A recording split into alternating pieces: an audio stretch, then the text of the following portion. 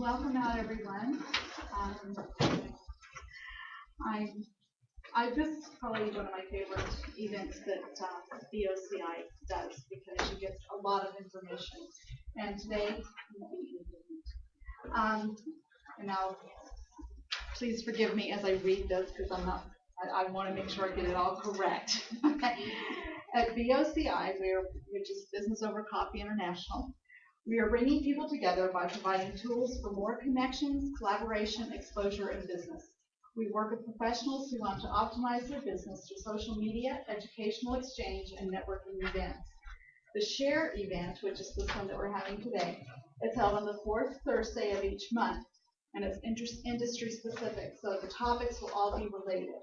Okay, as we're in the platform providing the topic of our choice. The topic for today is basically running your own business, being your own boss. We're going to talk about management. We're going to talk about marketing. Once you've done all you can do, what is the next step? Because a lot of people are very guilty of that who are running their own business. They think they can do it all. But at some point, you've got to bring in a marketing professional. And then the big one, how to be your own boss. And sometimes whenever you have to be the boss of others too. Okay. We are recording and broadcasting live today. That's why you see this right here. And we want to welcome the virtual audiences out there, especially BOCI in Nashville who is watching. So thank you. And at present, we are presenting the Bringing Everyone Together campaign, which I'm a participant. I'm going to be doing these meetings for the next 2 months. We're offering free professional membership to BOCI with a donation to our professional boost program. Beverly, do you want to elaborate a little bit on the professional boost? And it's a $75 donation, correct, Sherry? $75 donation? Correct. Yes. Okay. She's also going to be in the paper next month in October. I'm blessed to be a member of the Professional Boost Program in Business Over Coffee, and it's about helping someone who doesn't have the financial means to actually start a business, helping them, grooming them for success. Carolyn's worked with me so much, and so has Sherry Henley, and I'm just being provided a makeover, a professional new image, short, spiky, funky, new style. Y'all won't recognize her. She's going to be awesome. After 20 years of being at home and in slacks and stuff, it's going to be very, very cool. Very cool. And as part of that makeover, that's preparing me for the professional photographs to be and talked about in the commercial field. Mm-hmm. Yeah. Does that cover it? That doesn't cover it. That covers it. What's your business? Oh, my business is Glory, Shine, Adornment, and it's about letting God's glory shine through me because He gave me the talents to be creative. And she's wearing a necklace that she is designing. She has been asked to design jewelry for the Kojic conferences that are coming up. And this is one of the pieces because their colors are these two colors. Fuchsia and forest green. I'm so excited. So she's showing off some of her stuff that she's going to be having for the Kojic ladies to purchase. Very cool. Okay. So I'm going to welcome all of you to Business Over Coffee International, and I'm going to real quickly tell you what's in the works for the fourth Sunday in September. You don't want to miss this one. Anna Harris, who is a member of BOCI, is a trying to say chef, and she's not. She's a personal fitness trainer, okay? But she also does nutritional classes. So she is going to be heading up the one in September, and she's going to bring in some chefs, local stars, and food. But we're going to do a healthy eating, how to eat healthy, how to cook healthy, and all of those things by the professionals. It's going to be awesome. You don't want to miss that one. Pass the word on. And then when is that? The fourth Thursday in September. Fourth Thursday in September. Okay. The fourth Thursday in October. We really want you to promote this one like crazy. When looking over the BOC website, we've noticed that a lot of people do not have a professional headshot. they've got just something that they've taken with their phones, or cropped a photo off of another photo, or whatever. We're doing that in October, okay? It's all members of the OCI will be the people that will be here. We're gonna, well, not all, one isn't yet, but we'll get her there. Dr. Frances Fabian, who teaches entrepreneurship at the University of Memphis, will be speaking on why image is important to your business, okay? I know usually we have an image consultant do that, but this time I wanted y'all to hear it from someone who teaches business, why that image is very important. Now, what we will do after that is we will have makeup available to do your professional makeup. Guys, yes, you will have makeup too, because we don't want you shining in your headshots. Okay? So we will have that available to you. We will have someone here to do hair, to get your hair just so and just perfect. And then Tina Bailey is going to be doing the professional shots. If you want an unretouched photo, it will be free. If you want her to do some work on the photo, then she's going to charge an insanely low fee for that, okay? So you're going to get your headshot for free, and that is at minimum $150 value, okay?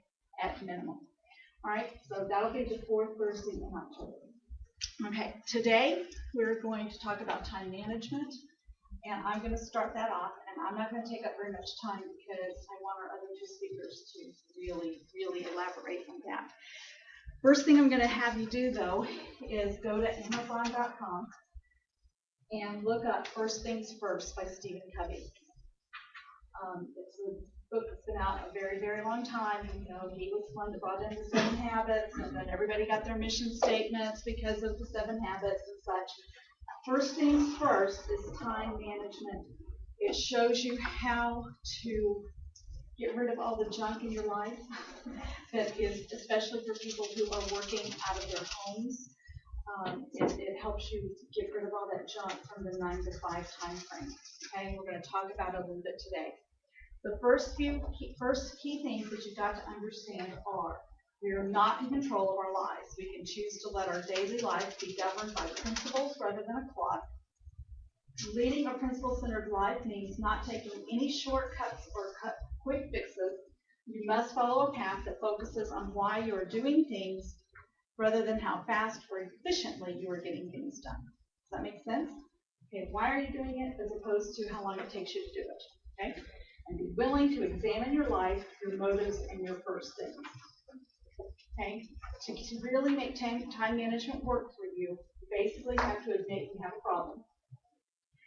And then you have to say, and I'm going to fix it. All right? So there's 3 different generations. He uses the word generation of time management. There's the first generation, which is, you'll find yourself in one of these 3 places, I promise. You're characterized by reminders and to-do lists. Okay, is your computer covered with Post-it notes? Okay.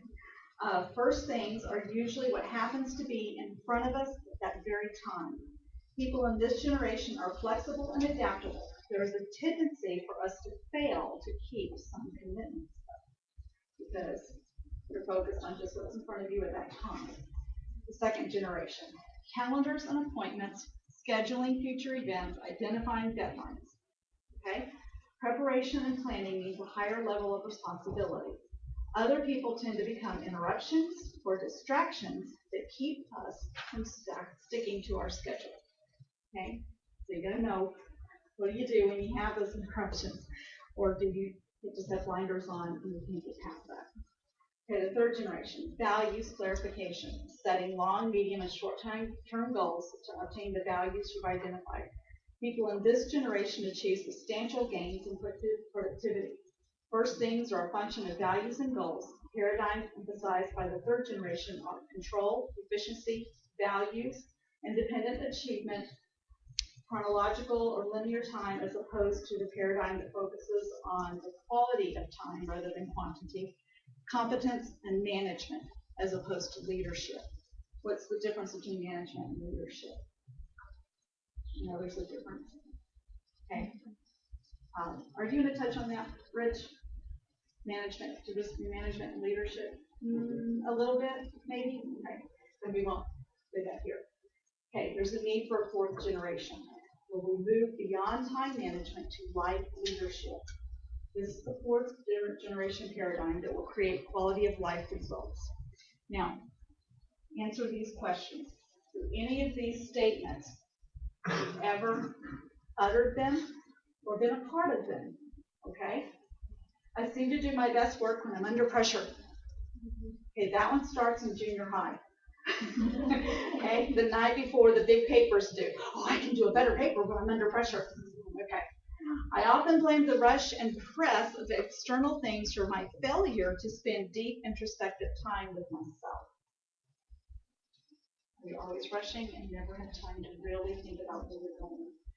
I'm frustrated by the slowness of people and things around me. I hate to wait or stand in line. Okay? I feel guilty when I take time off work. No, good. I always seem to be rushing between places and events. I frequently find myself pushing people away so I can finish a project. Okay? Sometimes that's family too. Okay? Sometimes we push family away. I feel anxious when I'm out of touch with the office. I had a friend that just took a cruise, and she said their rule was cell phones off, laptops went with us. She said this was a wonderful week in her life. I'm often preoccupied with one thing when I'm doing something else. I'm at my best when handling a crisis situation. The adrenaline rush from a new crisis seems more satisfying than the steady accomplishment of long-term results. Ouch. Okay. I often give up quality time with important people in my life to handle a crisis. I rely on solving some crisis to give my day a sense of meaning and purpose. I often eat lunch while I work. I keep thinking that someday I'll be able to do what I really want to do. A huge stack in my out basket at the end of the day makes me feel like I've really been productive. Okay, so are those where you're at? Now, I'm going to hand out. This is your quadrants. Take one of these and pass them around. We have the urgent and the not urgent, the important and the not important. Under your quadrants, under the urgent, quadrant 1, important. That's that first square you see there. What do you think falls into that one? What falls into that?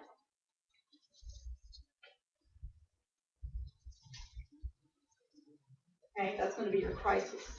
That's going to be the fires that you've got to put out. Your pressing problems, deadlines, meetings. Will it go back up? Meetings, preparation, that it's urgent, it's happening right now, and it is important. Okay? Now then, what about quadrant 2? What's important, but it's not urgent? What is important, but it's not urgent? What can you write down in there? Lunch. Okay, what else? Relationship building. Your networking meetings. Okay? True recreation. Productivity. Things that you're actually doing. Preparation. Okay, sometimes we leave preparation time out. Okay, we put all our deadlines in, we fill up our calendar, and then we look at the calendar and go, I didn't allow prep time. Okay, so preparation. Prevention, which can also go into that preparation. Values and empowerment. Okay, so what quadrant 3? Urgent and not important. What would that be? Not urgent, but not important. What's that going to be? Interruptions. And if you're in a home office, are interruptions a big deal? Yes, they are. Phone calls. I've got a friend that works on television, and she does a talk show. And she's the one that taught me this. She says, I can book one person and spend an hour on the phone with them, or I can do multiple bookings and do it all by email. Because people get on the phone, talk. Some mail, okay, if it's addressed to occupant, or if it's addressed to the manager of the store, or if it's okay, that can be put aside. Popular activities, some meetings, and some reports. Okay? So quadrant 4, what's not important and what is not urgent. Trivia, busy work. Okay? Phone calls, again. Why would phone calls be on there again? Those lengthy phone calls. The ones that get your business done in this amount of time, and then you're just talking in this amount of time. Okay? Got to get things going. Time wasters. Escape activities. Who has solitaire on their computer? Okay. Irrelevant mail and excessive TV. Okay. TV shouldn't even come on if you're at home trying to work. Okay. Now, time wasters. What are time wasters? Well, you're going to take this home, but I want you to fill it out. The top one, we're going to do at least one time waster right here, right now. And what are time wasters? Meetings. Meetings. If there's over communication, poor leadership, indecision, insistence on all the facts, fear of consequences of a mistake, lack of rational decision-making process. My father-in-law used to work for a company that they would have these mandatory meetings on Monday, and they got to share their work in this amount of time. It took him about 2 weeks to figure out the rest of the time they talked about college football. And he went, I have things to do, and he got up and left the meeting. It's like, I can't sit around and talk about what happened over the weekend on football for the next hour.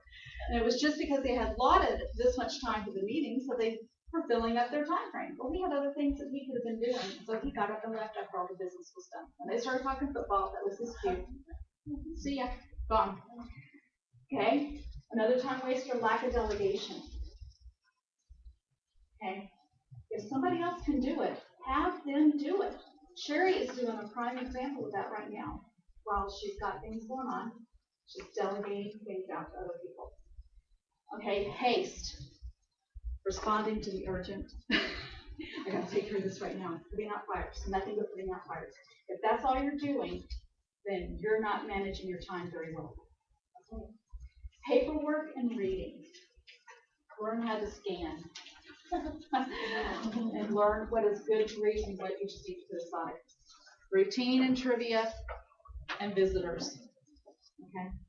Now, we're going to take one of these and we're going to say, okay, on your paper you see there's cause, solution, date to start, date to check progress, and the follow-up action taken. Okay. For my example, I'm going to say visitors. Okay. That's going to be my example. You may have something different that is your time waster. Visitors. The cause, you enjoy socializing. Okay? You're a real big people person, and so you like to talk to people. Okay? So the solution might be what?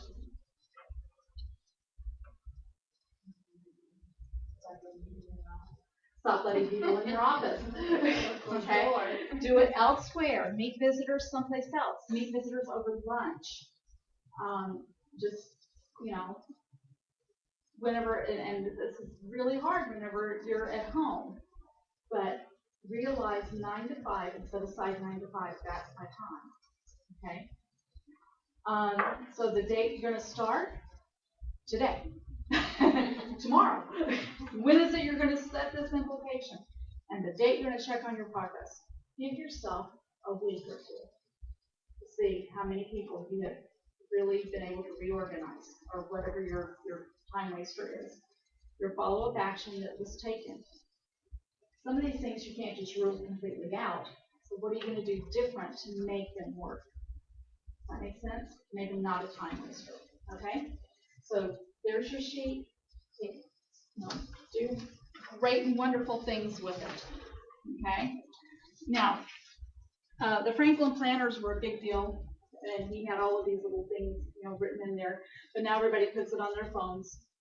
The one thing that I have to tell you must do is schedule preparation time. Put aside, this is the time I'm going to write the article for the commercial field. This is the time that I'm going to work on the product brochure. This is the time I'm going to do this. Work those into your schedule. If you don't, you're going to fill yourself up, and you're not going to have the time, and you'll be pressing deadlines. Okay? All right. So now we're going to turn to Leah Long, whose computer has been getting mad at me up here. Leah was born and raised in the beautiful city of Memphis. I love how she's written that. Leah Long is definitely the epitome of a Southern belle. From a young age, Leah began traveling the world as a junior diplomat for the United States to Western Europe. This travel instilled a need for discovery and creativity in her heart. It is no surprise that Leah chose to study journalism at the University of Memphis. Here she developed a love for public relations and chose this as her concentration. Upon leaving the University of Memphis, Leah ventured into the healthcare industry, broadcasting, marketing, and a host of other endeavors, only to end up right where she began, in PR. In addition, starting an independent PR firm, PR Diva, Leah also owns and operates as a graphic designer at Creative Designs, and she's a true jack of all trades. And Leah Long has blazed the trail all her own. And I have to say, she started a business for her mom. Leah is now running that business too. So this woman can do it all. Okay, so Leah Long. I hope my computer doesn't get angry at me. It doesn't like getting away from home, apparently.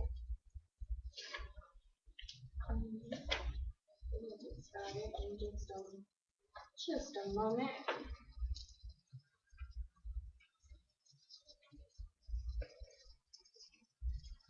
All right, like she said, my name is Leah Long. I'm 28 years old, and I do have several different businesses that, like she said, I have acquired from some people. The business she's talking about I have from my mother is an online boutique.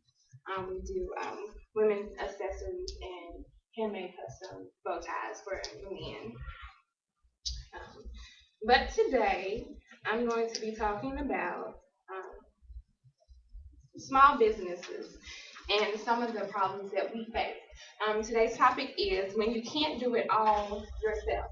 And I know as small business owners or people in business period, we have the notion that we can do everything ourselves. We know how we want it, so we want to do it. And that's not always the case. All right. So we have so much to do, but so little time. As business owners, we are spread thin. Like I said, we want to make sure that we have all of our ducks in a row, but we often overlook the basics.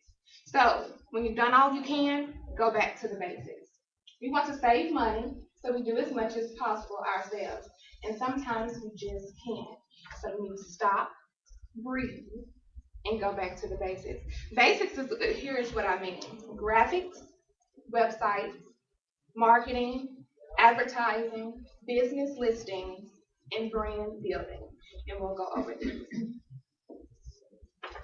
All right, for graphics, your logo is your company's identity. Okay? A great logo sets the bar for your customers' expectations. It's the first thing people associate with your business and make it a great and lasting impression.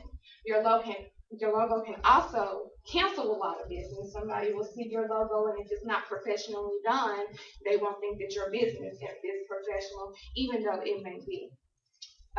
Business cards make or break a customer's perception. This is what you leave with your potential customers. You only have one chance to actually make it to the wallet and not in the trash can. I know I'm guilty of it myself. Someone gives me a business card, I look at it, if it doesn't catch my eyes, I'm peeling, I toss it. Sorry, I just do. So you don't want to end up in that category. So how can you increase your odds of making it into someone's wallet? Okay. All right, this is just an example of a self-made logo. A lot of times, especially starting up, we design our own graphics and we design our own logos. This is the actual client, and this is what he had. GGT2 Pours, and his picture was the logo design. And this is after having a professional logo design done. So you can clearly see the difference between the two. Business cards, templates. I think a lot of businesses are guilty of visiting like Vistaprint or other large graphic design companies. There's nothing wrong with them. I'm gonna touch base on that, but you do want to have your own unique design, be different. Ordering stock designs from large companies is great just for starting out, but if you want to make a lasting impression, stick out and have original design done. You want to be clear about what you do on your business card. No one wants to search a business card to remember why they had it. Say, for instance, I take your business card now. 2 weeks later, I go in my wallet, pull your business card out, and if I can't instantly remember why I have your business card, I'm going to toss it. You made it into the wallet, but now you're making it into the trash can, okay? So it has to have a clear and concise message that includes your services. A lot of people leave this off of their business cards. They don't put why they should contact you on their business cards.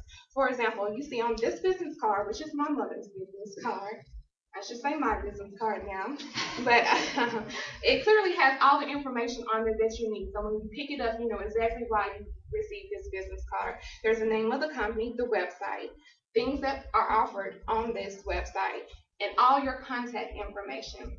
That's important. You want to include all contact information, not just your cell phone, not just an email, but all forms of being able to reach you in your business. The next thing we're going to talk about is website development. And at this point, it is not an option anymore to have a presence on the web. Having a website, like I said, is no longer an option when it comes to maintaining a successful business. No matter the type of business you have, you must have a presence on the web. And I found this statistic, and I had to search it about 4 or 5 times to make sure that it was correct. But it's all everyone said about the same thing. Over 85% of consumers head online to search for companies. And that surprised me that it was that high. I know a lot of people use the internet, but 85% of consumers search online first, whether they buy online or not, but they're going to search the computer first to see if they can find your company. So, can they find you? If not, you're missing out on so much revenue. However, not just any site will do, as you will see. Okay, these 1, 2, 3 easy website design, that's a myth. I hate to break it to you, but using a do-it-yourself web host sounds like a great idea, and it would be a great idea if you were a web designer. But even then, we know better. These sites offer you free site hosting and easy to understand design, and this is very seldom the case. You end up spending countless amounts of time trying to figure out how to use the software, only to realize that you don't know how and you don't have any graphics to put on your site in the beginning. So this is again using the same client. He was all do-it-myself, macho man. This is my company. Let me take the lead, and finally realized that he couldn't do everything himself. And this is his actual screenshot of his first website. She's looking hard, exactly. It's the actual screenshot. He didn't know how to make the site large and according to the diameters of your computer. And this is afterwards, after the website. And as you can see, it's very easy to navigate this site as opposed to this one, and I'm going to get to this. An effective website has 3 attributes. It's attractive, easy to navigate, and it's informative.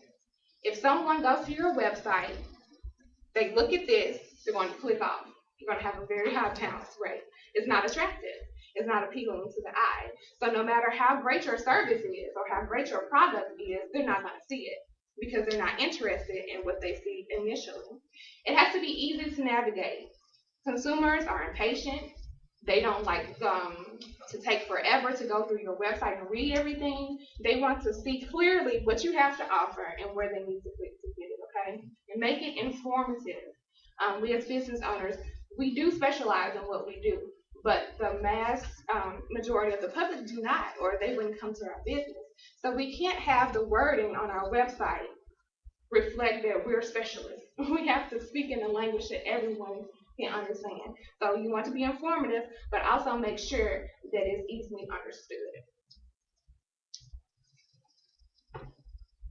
All right, and this is just a chart with some more statistics. Over the past 3 years, from 2009, how web presence has grown within small businesses. This is just for small businesses. And as you can see, and each year it has grown. The dark blue is websites, and the light blue is social media, which is, we're going to get into that as well, but it's also a fast growing field for you to marketing.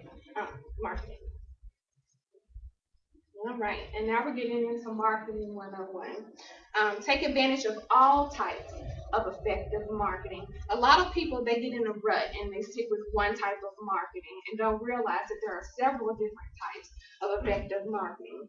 The 3 types of effective marketing are traditional marketing, social marketing, and collateral marketing. We're going to talk about each. Traditional marketing, you have things like direct mail. These styles of marketing, traditional marketing, is old school. I'm sorry, I'm moving back. It's old school, but they work. Okay, so like I said, if you get frustrated, go back to the basics. You can never go wrong with going back to the basics. Okay, direct mail are things like letters that you send out to potential customers, or the advertisements that you send in the mail directed to your target audience. And they work well for businesses such as lawn care or like Terminix, or even if you sell specific things in an area, they work well for those. And sometimes if you find big clients that you want to go after, you'll be surprised what a handwritten letter and signed and sent in the mail will do for you, because everyone is so caught up in the technology age of emailing or sending a text message, and it's so impersonal. So direct mail can have great benefits. All right, the second is content marketing. And this one is fairly new, but with a traditional feel to it. And anyone know what content marketing is? Well, content marketing is when you build, say for instance, a website, and you're offering free advice on their website, or like I'm doing now, giving a presentation that it doesn't cost you anything, giving you information, and then it would be like at the end I say, but if you want my services, this is what you can do.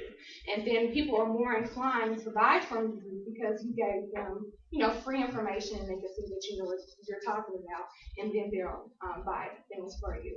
And like this says, traditional marketing talks at people. Content marketing talks with them.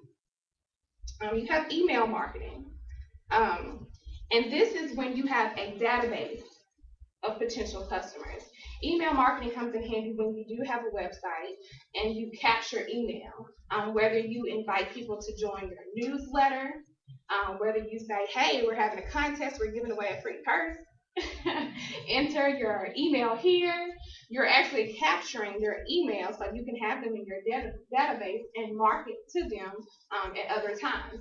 And people are more inclined to accept your offer and put their email in than to go back on there and say, hey, take me off of your list. So a lot of times you'll keep people on your list whether they want to be on there or not. Okay. And our most favorite, I'm sure for everyone, leads. I hate leads. That's just me personally. So I figured out a way to avoid cold leads. There are companies out there that'll do this for you, and at a relatively low price. What you can do is Google it, find a company that will actually do the cold calling for you in your particular field, and then they'll send you an email with people that were actually interested in your services, and then you can follow up.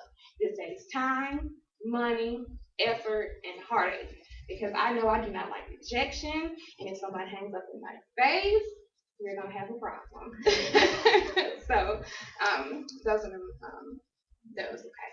Next, we have social marketing. And social marketing is a huge thing right now with all of Facebook and Twitter and LinkedIn, YouTube, Ustream, Pinterest. There are so many things out there right now that you can take advantage of. And these are important, they're extremely effective because they're free. They're free to log in, they're free to join. So it makes complete sense to take advantage of it. However, you don't want to look like everyone else on Facebook. There are professional services that you can get to do a professional Facebook page, a professional YouTube page. You can do intro videos, set yourself apart from the everyday Joe on Facebook, okay? But social marketing definitely take advantage of it. And also included, I didn't put this on here, but also included in social marketing would be mobile marketing, which is fairly new. But like Carolyn said, everybody has everything on their phones. So something that I just recently did come up, that's saying there's an app for that. Make sure that your business has an app for that. And it sounds expensive, and it can be depending on what you want your app to do. But you can have a simple app that you don't have to sell in iStore, or you don't have to sell on Amazon. You can have it as a pop-up on your website. When someone goes into your website on your phone, it'll pop up and it'll say download this app. They push a button and it's downloaded on their phone. Real quick, real easy, and people think it's cool because they have an app for that. You'll be surprised that one touch and it goes to your website, and it draws a lot of traffic your way. Next, we have collateral marketing. And collateral marketing is anything that you can physically put your hands on and give to someone.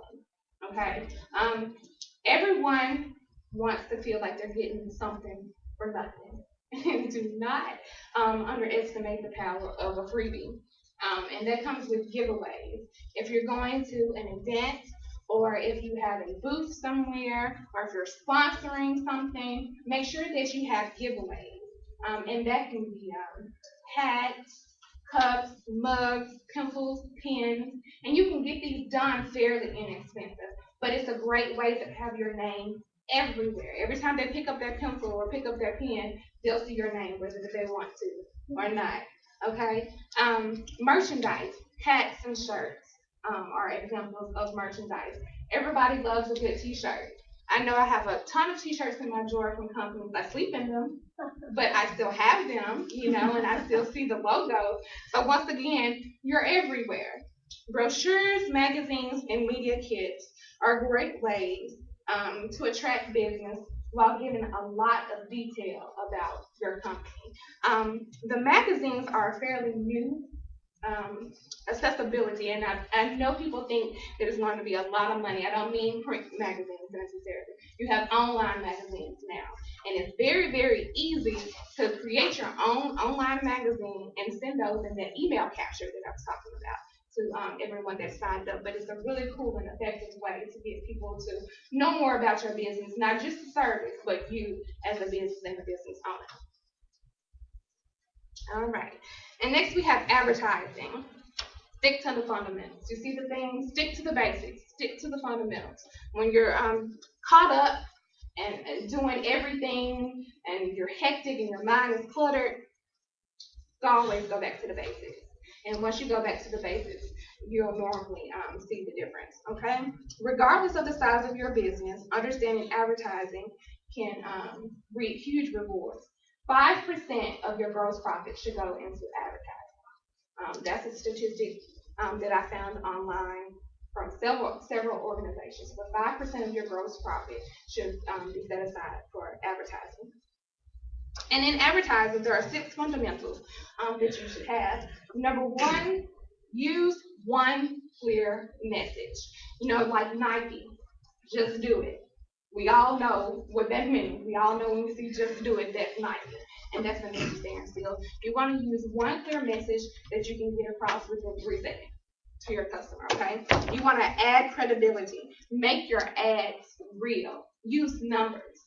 It's been shown in studies, people like to see numbers. And when they see numbers and percentages, they have they tend to believe you more.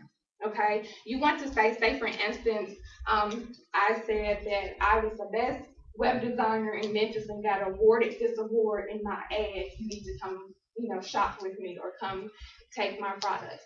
Then they can easily go online and see if I'm telling the truth. And if I'm telling the truth, then hey, I've added credibility to my business. So that's what that means. Test everything.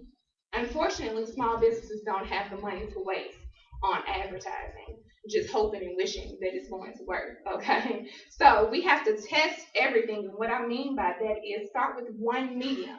Don't advertise everywhere, using everything, because you're going to waste your money because it doesn't always work. So test one medium at a time. If you're going to be on Facebook with a Facebook ad, stick with that. See how that works. You're going to do a billboard, stick with that. See how that's going to work. Test it. Also, testing can be as easy as asking follow-up questions from your customers. How did you find my business? How did you find me? How did you know I was here? Or if someone purchases something online, in my case, send a questionnaire, follow-up questionnaire with them. How did you find me online? Where did you go? Did you go to Google? Did you go to Yahoo? Did you go to Bing? Did you go to Manta? And that's free. So that way you know where to place your ads, okay? Be easy to contact. Like I said, include your full information, not only on your business cards, but on your ads as well. You never know how someone wants to contact you.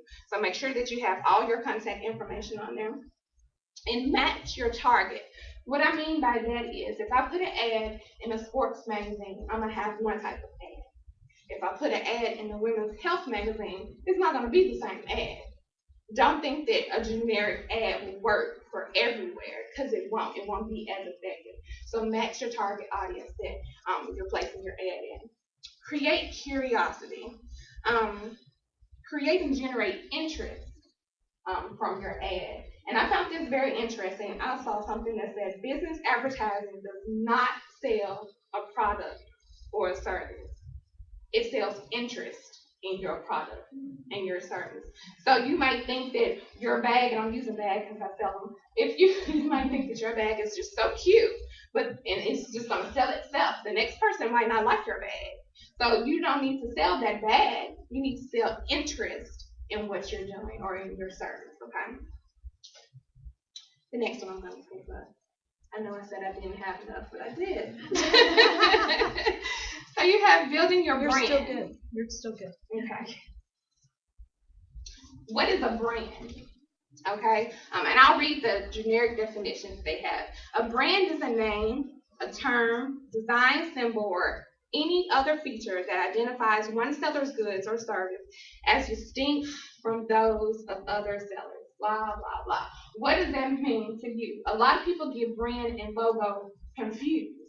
They say, isn't a brand the same thing as your logo? But it's not. A brand is a highly recognizable symbol that consumers, clients, and the public will see and understand. It invokes emotion, and that's the difference between your logo and your brand. Your brand invokes emotion that's attached to your company. The difference between brand and logo. Okay, we can see this. We all know that this is Nike, the Nike swoosh. You know that without Nike being written on there. You don't need anybody to tell you that that's Nike. You just know that that's Nike. Okay? What comes to mind when you see Nike products?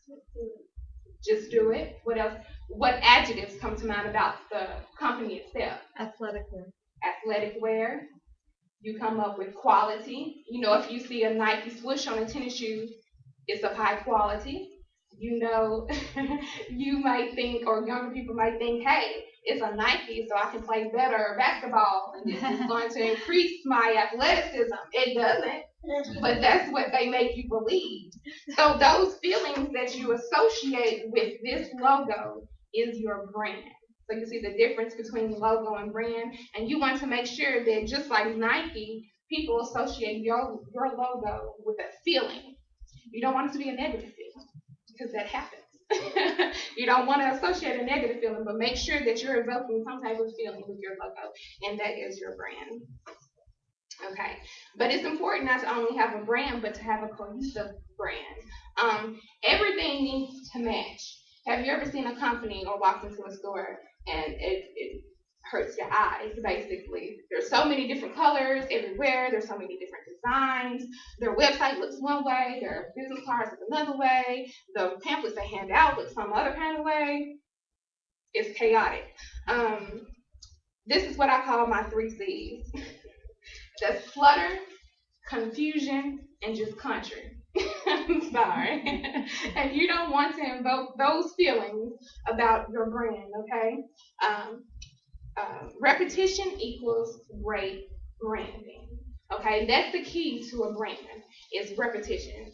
You want someone to see your same colors, your same patterns, your same palette every time they see your company, because then they'll get used to it. Okay, and this is an example of how your website, your price list, your business cards, your logo, everything is cohesive and it all looks the same. So they recognize that you're just one company. So eventually, you won't even have to put your name on something. You can just hand out something that has your colors and your brand on it, and people will recognize you. Okay, and that's what you want. Repetition is key to branding. Okay, now layers. Love them. But it's not just the candy, okay? Invest now and save later. Cute, right? I know.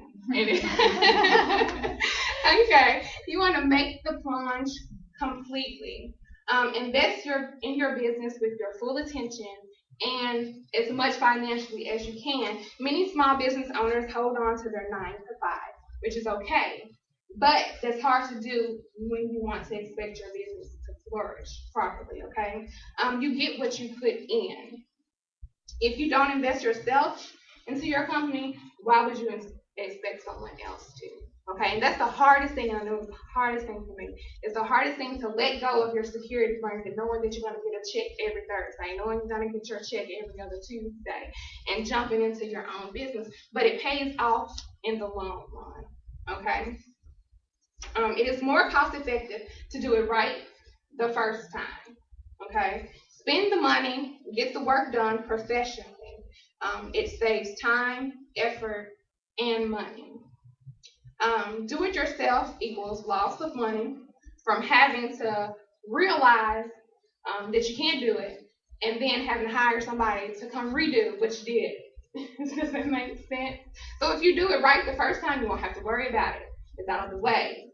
You're up and running and ready for consumers to look at what you have. When you can't do it all yourself, find someone that can, okay? So what now? What's next? You've done everything that you can. Where do you go from here? How do you find help? That's what we're going to talk about. Does this sound familiar? No one can get the job done like I can. I know exactly how I want it, where I want it, so I'm going to do it myself. Oh, I can do that. I can design a logo. That's no problem. I got some Word on my computer. I can write me up a press release. I know how to do that. All right, sure you do. All right, so what are your options? Clearly, the first option is hire employees. Okay, as the business grows, your time shrinks. That's just how it is. It's a good thing and a bad thing. We want our business to grow, but we want to hold on to the power and the time that we put into it, but you just can't do it in order to make your business successful. So what do you do? And don't break the bank. Hire employees. That can just be one employee. You'll be surprised how hiring one person to work for you will take so much stress off of you. If you don't want to hire one, you can also hire 2 part-time employees. That way you have basically a 2-for-1. 2 people working for the price that you would normally pay one full-time employee. Or temp agencies. Temps help fill the gap. Certain parts of the year, if your business is more busy in certain parts of the year, go to a temporary agency. Let them figure out who can work best in your company, and have them sent over. They specialize in what they do, and they want to keep their job with the temporary agency, so they're going to work hard to, appease you. Freelance and independent contractors. Find people that specialize in a field or area that you need help in. You hire them for specific jobs Let them get that job done, and then they're gone. You don't have to worry about health insurance. You don't have to worry about constantly keeping them on payroll. You pay them for something, they do the job, they're gone. Okay? And ask around. You would be surprised how many people you already know that can help you in your job. Okay, whether it's family, friends. I know a lot of people don't like to mix family with their businesses, but it also has a benefit because it's free. Most of the time you can feed somebody that's your friend, and they'll come and work for you, whether you need them to stuff envelopes, whether you need them to answer phones for you. Just ask around, and people are very willing to help you. Okay, give them a free necklace. Do something for them. Exactly. But it'll relieve some of the stress off for you. Something else that you can do is go to schools, go to these universities, or go to these tech universities and find interns or find people that need hours in order to graduate or need hours in order to get their certification in something. They'll work for free and they'll work hard because they think that you're going to give them a job when they get out of school or they want to get an A when you go back and report to their teacher how they work. So that's great free labor. You didn't hear me say that, but that's great free labor. Buying pizza. Exactly. Pizza and a six-pack. They're good to go. All right. So what do you do when you just can't do it all yourself? Take a breath and start with the basics. Success is never easy. Learn to stay in your lane. Remember that no one expects you to be Superman or Wonder Woman. Take your cape off and let Robin do some of the work sometimes. Okay? Build your brand. Your company represents you. Be true to yourself and stick with it. Make sure that every aspect of your company evokes the feeling that you're trying to convey. Invest in yourself, be it time, money, doesn't matter. Don't neglect your business. Remember that this is not a hobby, and you should devote as much of your resources as possible into making your business a success. If you invest in your business, so will others. And last, ask for help. Asking for help is not a sign of weakness, but a sign of a confident leader. Realize that you specialize in what you do, and so do others. That's it. Thank you.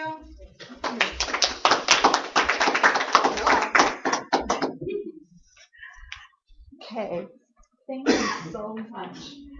Yes, that's her. I'll give her my logo. That's her logo. Cool. Okay. And our final speaker today is Rich Boyd, and he is the founder of ProsperQuest and currently serves as the CEO. His years of experience in the direct sales industry, corporate management, business development, consulting, service and leadership positions in church, fraternal and community organizations, as well as his ownership and management of several companies have uniquely prepared him for this current endeavor. He is a people person, and he is, I'm going to attest to that, genuinely concerned about the health and welfare of others and dedicated to helping them to achieve their hopes, aspirations, and goals. The entrepreneur spirit has long been his hallmark, starting at age 10, collecting and selling coins and stamps, starting his own lawn care and handyman business at age 14, and becoming an Amway distributor at 18. He paid his own college education by working a minimum of 2 or more part-time jobs. At 22, he went to work for a national bulk milk private delivery firm and quickly advanced into upper management, becoming the regional sales manager for New England. Happily married for 40 years with 4 adult children and 3 grandchildren, Richard knows the importance of family. One of his favorite quotes: "No success in life can compensate for failure in the home." And with that, I'll have Rich Boyd come up here, and he's going to talk about being the boss of yourself, which is hard. Well, thank you, Carolyn. It's great to be here today, and I'm happy to have this opportunity to talk a little bit with you about being your boss. Of course, we know how Leah got prepared. I remember when she was about 7 or 8 years old giving talks in church. So she started out young, being able to public speaking. Well, today, the topic that I've been given is to talk a little bit about being your own boss or being the boss of others. Now, the first question I would ask is, How many of you in your working career have always worked for someone that was the ideal boss? You thought I was going to say the opposite of that. Have you ever had an ideal boss? Yeah, Twice. Now, once or twice. Now, the opposite question would be, how many times have you worked for someone that was your boss that you really didn't like? Once or twice. Now, the reality is, there's a consultant, expert, I forget his first name, but he talked about what's called the Peter principle, where in organizations, people advance and they rise in positions till they reach their level of ultimate incompetence. And then they don't go any further because they're at their level, their peak performance of incompetence. And so, unfortunately, a lot of people are in management positions, and I've known and I've worked for owners of companies, relatively small companies, and that owner was the control freak. He wanted to have micromanage everything. And so we've all experienced working for someone else that we really didn't like working for. And we were working because we, one, needed a paycheck, probably was the reason why we worked there. And secondly, we worked there because we were maybe looking for some recognition or some encouragement or some training or some job experience that might help us move to the next threshold. And it can be a tedious task when you're working for someone that you really don't like working for. So my premise is, if I'm going to be a boss of myself or a boss of others, I think the golden rule is pretty applicable here. Do unto others as you would have them do unto you. Because I've learned along the way that it's good never to burn bridges. You may leave a company, but you want to leave that company on the best terms possible. And you want to treat the person that's in the lowest position in the company just as nicely and just as well as you want to brown nose with the CEO or the boss. Because you never know where down the road this person that was your underling at some point is now the decision maker in a company and you're wanting to go to work with. Or is there a company that provides, maybe there's a prospect for you in your business that you're presenting a business idea, a product or a service. So doing unto others as you would have them do unto you, I have found has been the perfect business model in everything that I've tried to do over the years. Now, some might say that I have a attention deficit syndrome when it comes to working for other people. I can last about 3 to 5 years typically, and then I want to move on. Now that doesn't sound like too much of an attention deficit, but working for one company for 40 years was never in my DNA. And of course, we live in an age where that model is no longer the reality for most people. In fact, the current statistics say that a person entering the workforce today is probably going to have 7 different career changes, not 7 different jobs, but 7 different career changes over the course of their business employment history. So, what are the fundamental reasons why someone would want to be their own boss? Control. Excellent answer. Flexibility. Excellent. Richard, any thoughts?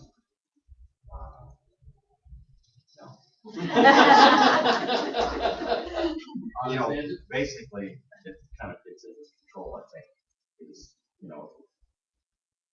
I don't know how to shorten the deal, but where you can benefit from your decisions and learn from your own mistakes. So like control. Good, very good. Because when you can make your own decision, good or bad, and you can either gain and learn from it or gain and benefit from it, then that can be a source of satisfaction. Leah, any thoughts? Money. Money, honey, I can just hear her say it. Sometimes peace. Sometimes it's Peace. relax.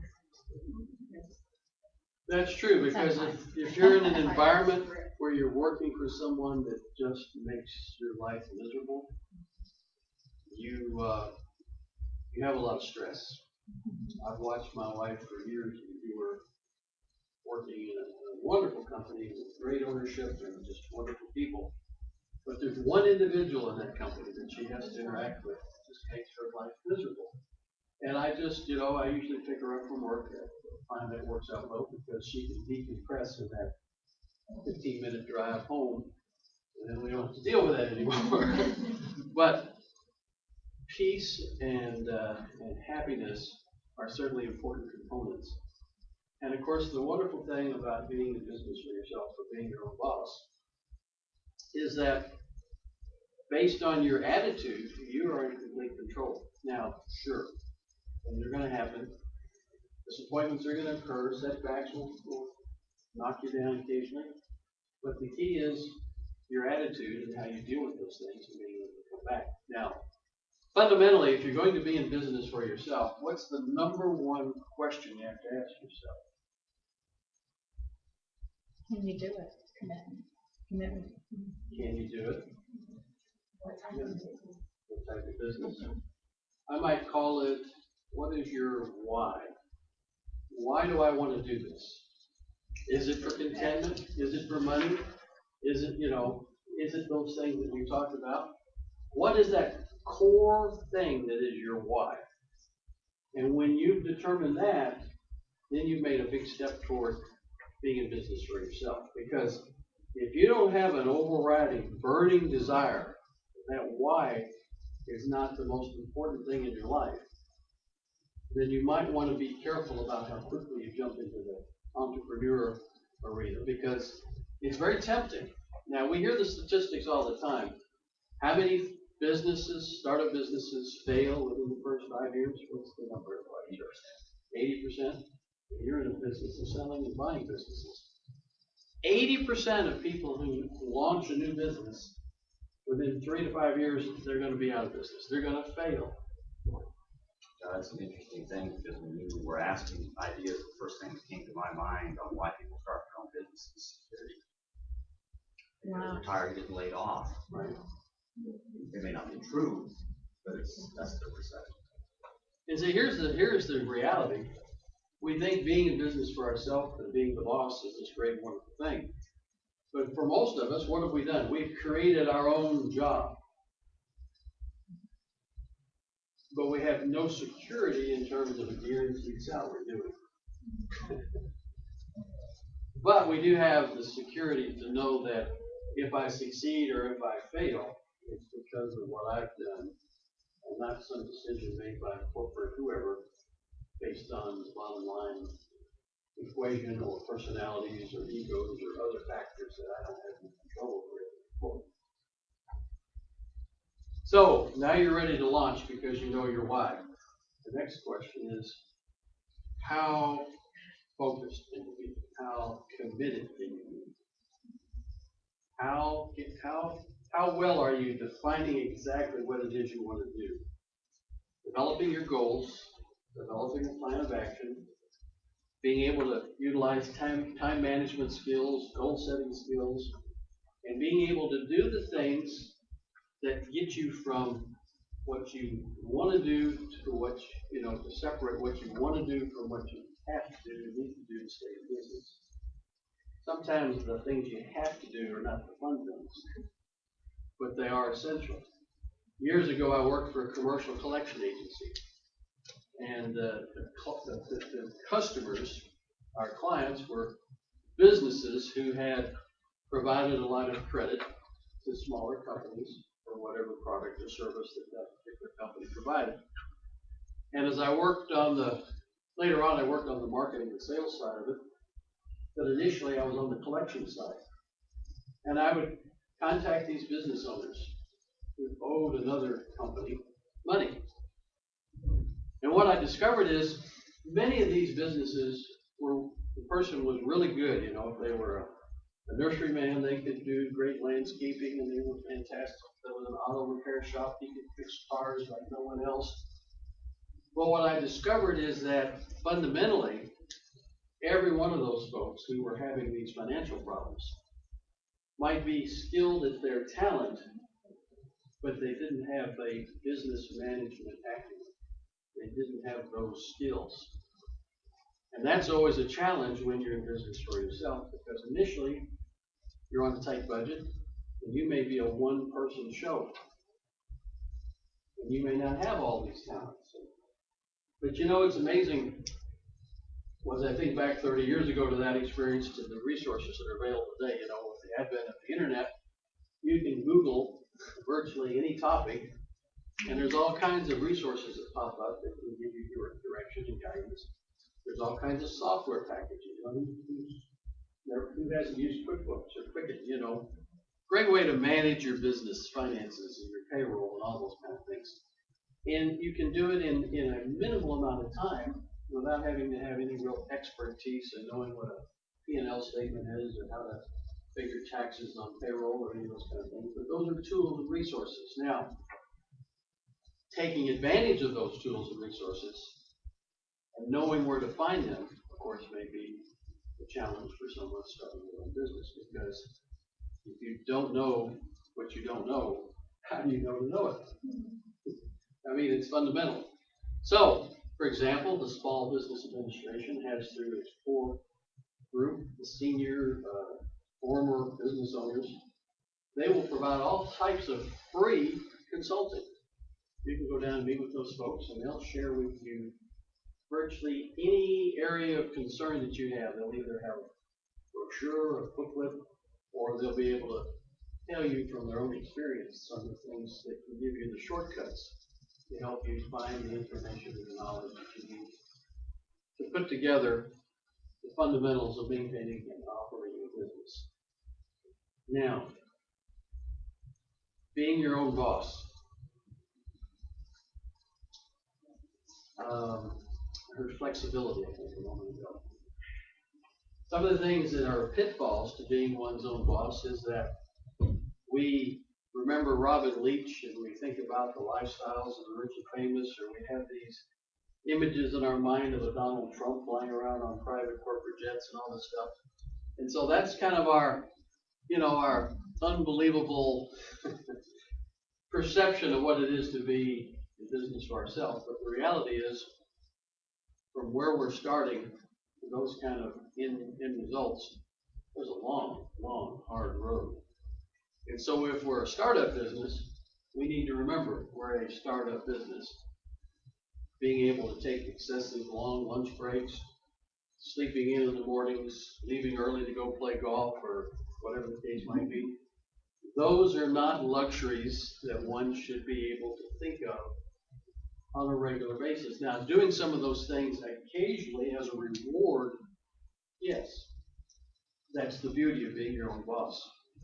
But when that becomes the pattern and the routine rather than the exception, you're on a fast road to failure if you're not careful, because it's real easy to get real busy doing busy work and not being productive. I think we've done something really significant. We put 8 hours in our business doing all this busy work, but we really didn't accomplish anything productive that day. So we want to kick off and take a little time off to go enjoy ourselves. Remembering that as a startup business, you need to be willing to invest in your own business with your own funds before you start asking other people to invest in your business. People will be more likely to invest in your business if they see some sort of a track record that you've accomplished certain things along the way.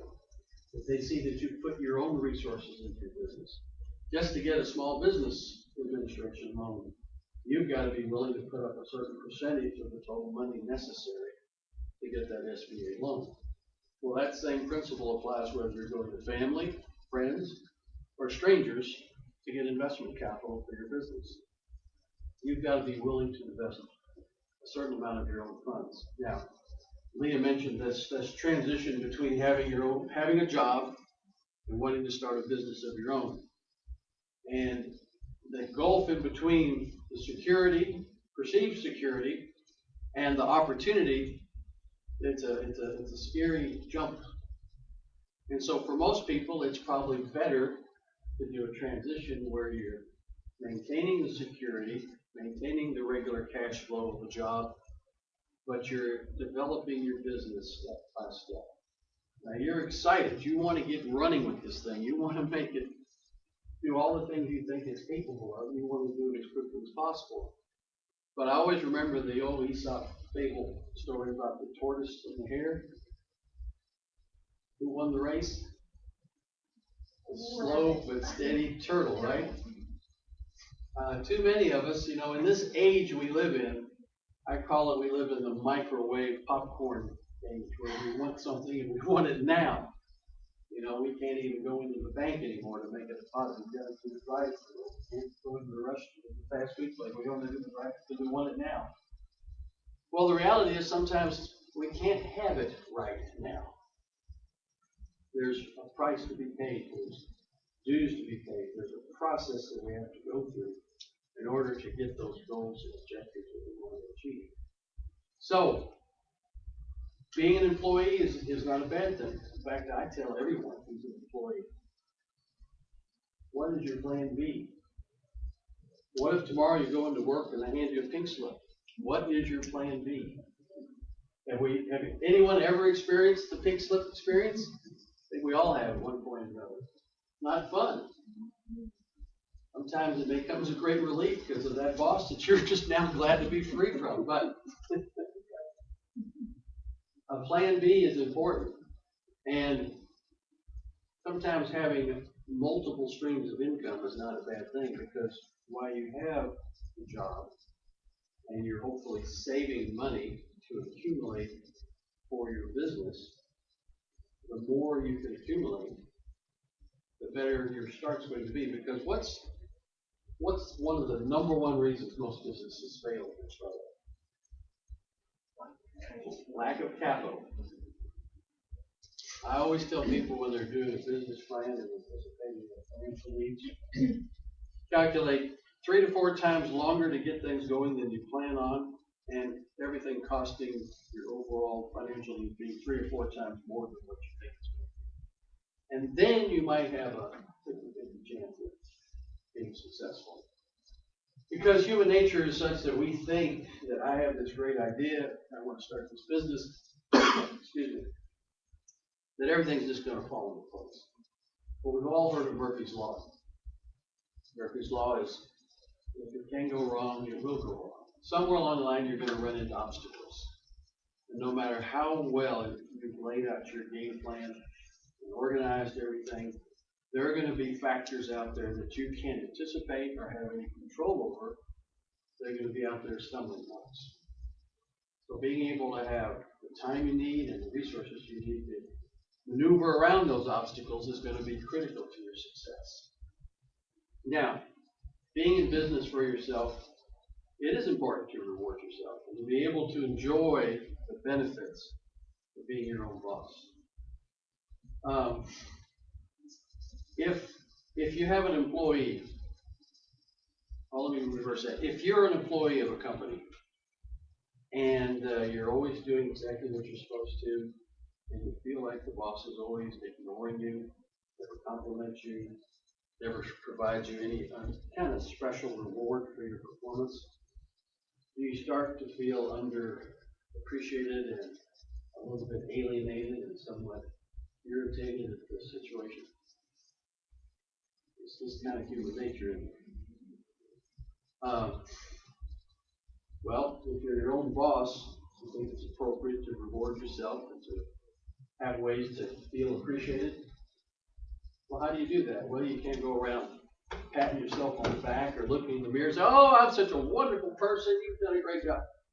You work with and network with others that may be not even in your line of work. You form a little, Dale Carnegie would talk, or as Napoleon Hill would talk about, your mentor group, where you get together and you share ideas. And You're there receiving honest feedback from others, giving them the same respect and honest feedback where they can maybe provide constructive criticism, but they can also provide compliments where they see that you've accomplished something that's noteworthy, and they recognize it and they compliment you. Now, that little mentor group probably is not going to be your spouse, probably not going to be your mom or your dad, could be, and it's probably not going to be one of your siblings. But there are people out there that you can find that you maybe as a friend or through some business networking affiliation, you develop a relationship with those individuals. And it's not necessarily a formal thing. Maybe you all get together for breakfast once a week, or have a lunch together once a month, and you just sit and you chat and you talk about the trials and tribulations and the issues you're dealing with, and you're there as kind of a support group for each other. Having that mentoring experience is very important. Now, if you're really lucky, you've got someone that's really successful in business and they kind of take you under their wing and they really mentor you. They may not give you capital, they may not do a lot of the things that you think of, like that, but they're there with solid advice and good information to give us encouragement. And we all need encouragement at times. So, as we move from that position of being a boss of ourselves,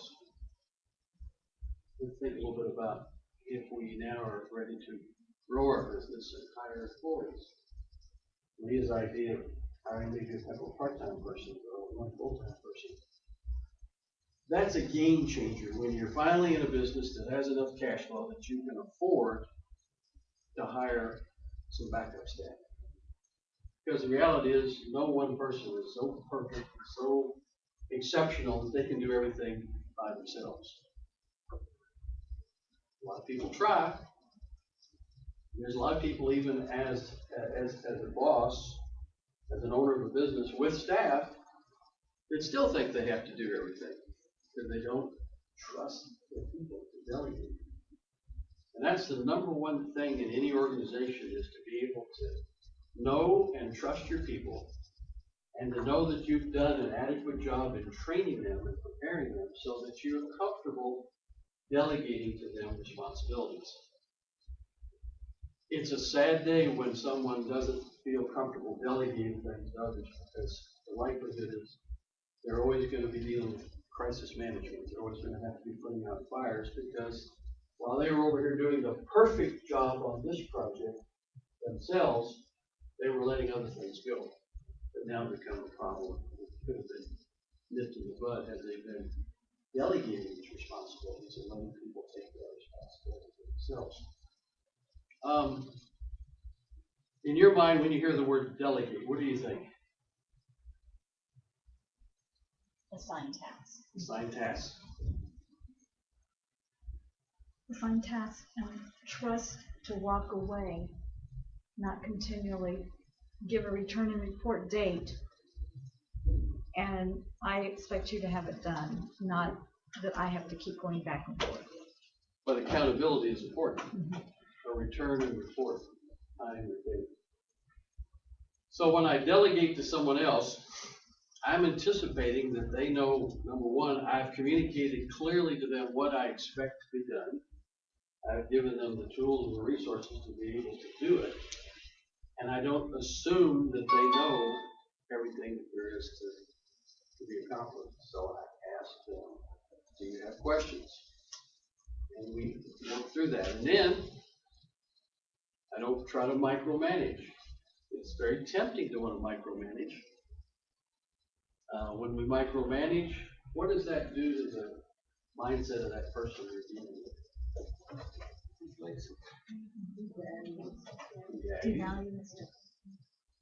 They feel like you don't really value their judgment or their abilities, or you're second guessing them. Now, what happens if they do the project and they mess it up? It's hard to delegate when someone says, you want to take control of it. Exactly. Now, in order to correct the mistake, especially if there's multiple employees, do you call them on the carpet in front of everybody else, berate, belittle them. The learning and the teaching opportunity. We privately bring them in, sit down, counsel with that individual, help them to see their own ownership of what it is they did and understand what it was they did wrong, and then discuss how they can take steps to not repeat that mistake. One thing to make a mistake one time, it's another thing if someone has a habit of doing the same bad thing over and over again. That we can't tolerate, can we? I know my wife and her job, she has a number of employees. And I've heard her talk about how this person is, and she was talking about the number of times that they go to work repetitively, and the number of days they took off from work beyond their normal vacation days, sick days, personal time days. There was 3 times as many days off from work than what all those others combined were. So what do you do with an employee like that? You have to counsel them first, but then you find someone that really wants to work. Exactly. Exactly. The sad reality is, there's always a good excuse. You know, let's say my child was sick, or there's a traffic jam on the interstate. You know, there's always a good excuse, or at least it sounds good. But it's funny how one person can always have just so many problems all the time, and this other person seems to never have any problems. And we know in the real world that everybody has challenges and things will occur.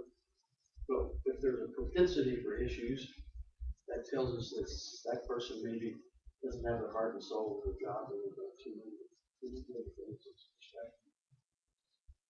Carolyn, I think that's good. Could you give me a running dry? And by the way, how much time do we have? About Beverly, about 2 minutes. It's 25 after. And then we can start the forum. I say 15 minutes, 17 minutes.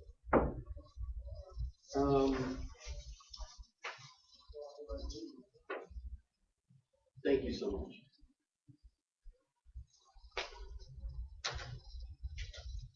When you have people that are working for you, is it important to know them?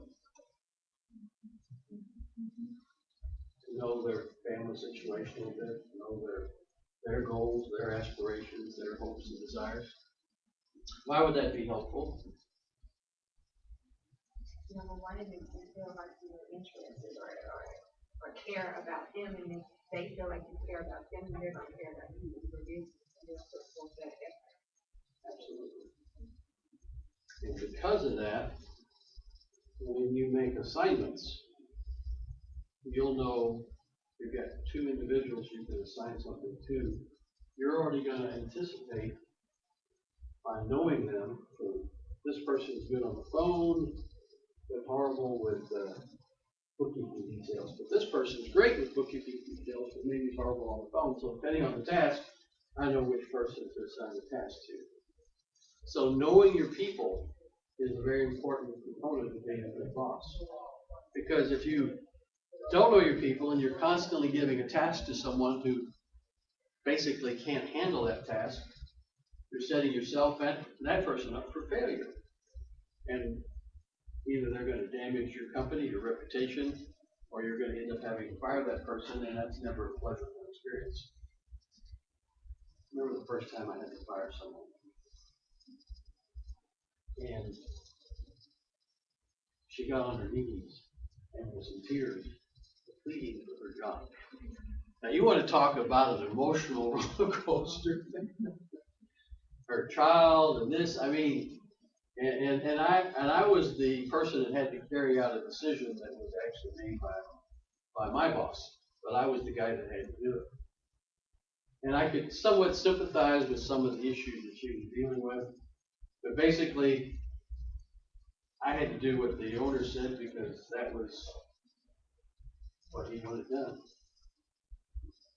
Not a fun thing to fire someone. So, when we work with others, the better we know them, the better we have accountability with them, the more likely we're going to be able to avoid those unpleasant situations of having to fire someone.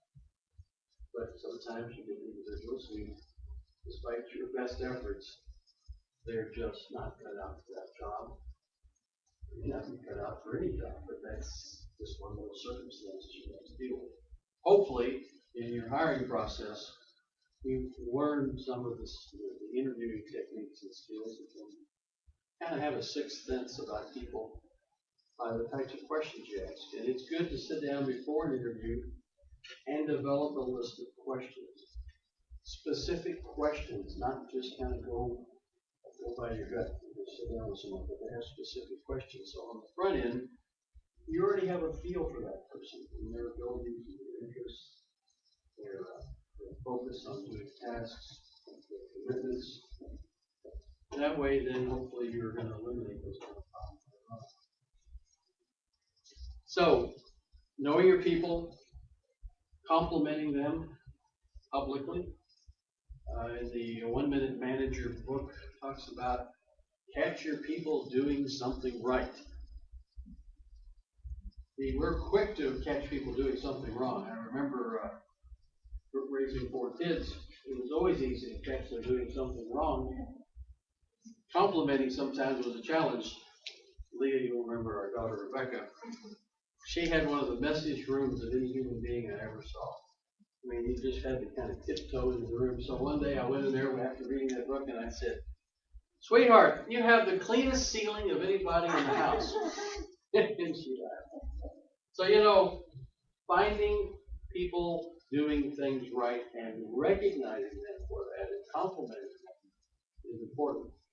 And, if it's in front of your other employees, that's good. You want to be careful to not create, your pet and always compliment that person to the exclusion of everyone else, because then what happens? Everybody starts to resent the pet, right?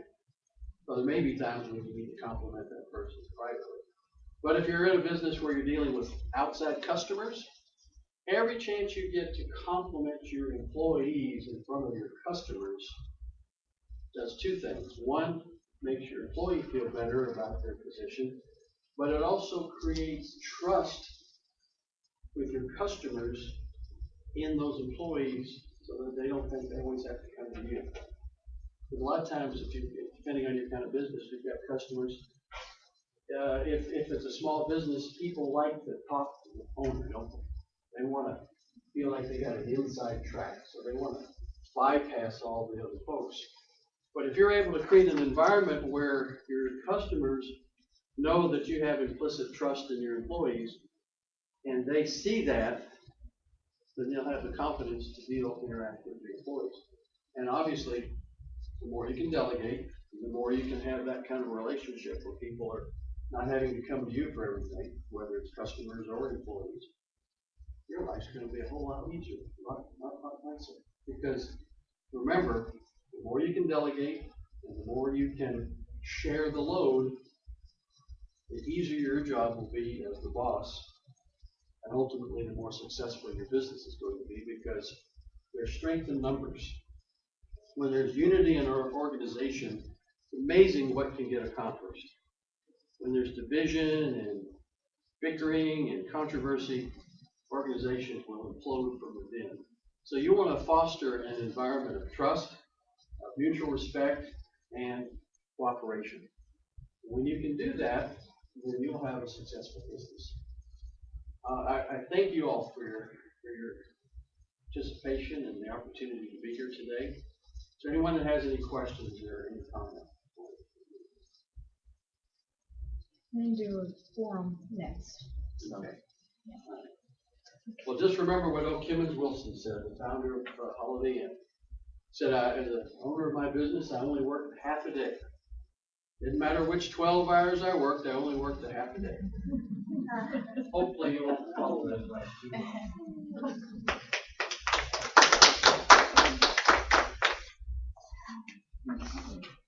Thank you so much to Leah Long and to Richard Floyd for their time here. And we're going to set up now for the forum. What is it exact? Or do you have the chat question? Oh, I lost one. I don't have any. Okay, That's fine. so we'll just set up for the forum, and we need to set it up right here again so that our virtual audience can see it. And please stick around, grab you a donut and some coffee or some water. And we're going to do the forum. And what that means is we're going to line up our speakers, and then we can talk more freely between each other and ask questions.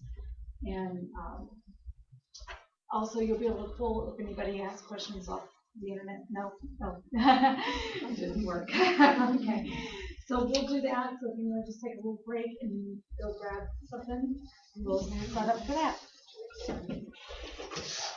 And remember, well, when is the next BOC? She's got some It's things every Thursday. every Thursday. This something. month we have a 5th Thursday. Okay, and what are we doing? I think we do. No plan. Nothing. If I'm wrong about that, then the first thing is the first Thursday in September, and that is Dutch lunch. Okay, oh, that is wonderful. Dutch lunch. It has grown from just like this many people to multiple tables. And is it Sharky's, correct, on Poplar? Yeah, Sharky's Grill, Sharky's on Poplar, just down. where am I? east of where we Yeah, are down now. there. Is it east? East. It is that way? From us, it's east. Yeah, it is east, okay. So it's just on down the street a little bit more. Sharky's at 11:30 or 11. 11, It's sounds 11. right. Yeah, Yeah. 11 o'clock. At 11 o'clock, it's a Dutch lunch, bring business cards.